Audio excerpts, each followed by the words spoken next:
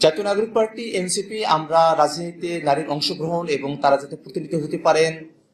নির্বিঘ্নে সে বিষয়গুলো নিয়ে আমরা ঐক্যমত্য কমিশনে আমাদের প্রস্তাবনা উত্থাপন করেছি এবং আমাদের যে জুলাই সনদ সেই জুলাই সনদের মধ্যেও কিন্তু একটা সিদ্ধান্ত চলে এসেছে। সেই সিদ্ধান্ত আসলে জুলাই সনদ গৃহীত হওয়ার পর থেকে কার্যকর হবে। এবছর নারীর আসনের যে বিষয়টা সেটা এক ধরনের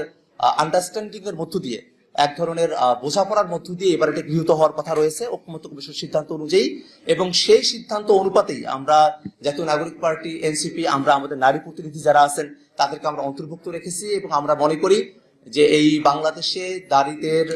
যে অংশগ্রহণ রাজনীতিতে সেটাকে আরো কিভাবে নির্বিঘ্ন করা যায় এবং সেটাকে অংশগ্রহণমূলক করা যায় সে ব্যাপারে জাতীয় নাগরিক পার্টি এনসিপির যে কার্যক্রম সেটা চলমান থাকবে। আমরা নির্বাচন কমিশন এবং আমরা দেখেছি জেলা পর্যায়ে যে যাচাই বাছাইয়ের প্রক্রিয়া চলছে, সেই যাচাই বাছাইয়ের প্রক্রিয়ার সময়টাতে প্রশাসনের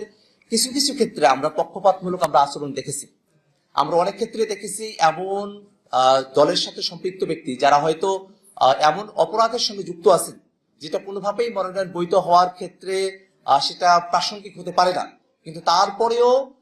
তাদের মনোনয়নকে বৈধ হিসেবে ঘোষণা করা হয়েছে। আবার পক্ষান্তরে এমন অভিযোগ যেটা হয়তো এই সময়ের প্রেক্ষাপটে সেটা কোনোভাবেই গ্রহণযোগ্য কোনো অভিযোগ হতে পারে না, সেই অভিযোগেই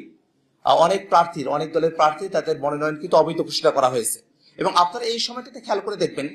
যে আমরা দীর্ঘ সময় ধরে স্বৈরাচারের যারা দোষর জাতীয় পার্টি এবং অন্যান্য যে দলগুলো আছে তারা যাতে নির্বাচনে অংশগ্রহণ করতে না পারে সে ব্যাপারে আমরা আমাদের দাবি উত্থাপন করেছি। কিন্তু দুর্ভাগ্যের বিষয় হলো এই নির্বাচনে সেই জাতীয় পার্টিকে অংশগ্রহণ করার সুযোগ দেওয়া হচ্ছে। এবং আমরা খেয়াল করে দেখেছি যে রংপুরে যখন আমরা জাতীয় পার্টির প্রার্থীর মনোনয়নের বিষয়ে আপত্তি চাওয়া হলো সেই সময়টাতে সরকারি সংস্থাগুলো কোনো আপত্তি উত্থাপন করেন নাই। আমি ব্যক্তিগতভাবে আমাদের তরফ থেকে জনগণের তরফ থেকে জাতীয় পার্টি যে স্বৈরাচারের দোষর এবং ফেসিবাদের দোষর এবং তারা যে এবারে নির্বাচনে অংশগ্রহণ করতে পারেন না সেই আপত্তি আমরা উত্থাপন করেছি। সেই আপত্তির প্রেক্ষাপটে যারা রিটার্নিং কর্মকর্তারা যারা ছিলেন তারা আসলে আইনি ফাঁকফোকরের মধ্য দিয়েই জাতীয় পার্টিকে এই নির্বাচনে অংশগ্রহণ করার তারা এক ধরনের সুযোগ তারা এখনো পর্যন্ত দিয়ে চলছেন। আমরা এখনো পর্যন্ত নির্বাচন কমিশন এবং সরকারের কাছে আমরা আহ্বান জানাই যে জাতীয় পার্টি স্বৈরাচারকে তৈরি করেছে, স্বৈরাচারকে বৈধতা দিয়েছে, যে জাতীয় পার্টির ব্যাকআপে আওয়ামী লীগ বাংলাদেশে হাজারো মানুষকে খুন করতে পেরেছে, গণহত্যার দোষর যে জাতীয় পার্টি সেই জাতীয় পার্টি যেন কোনোভাবেই এই নির্বাচনে অংশগ্রহণ করতে না পারে।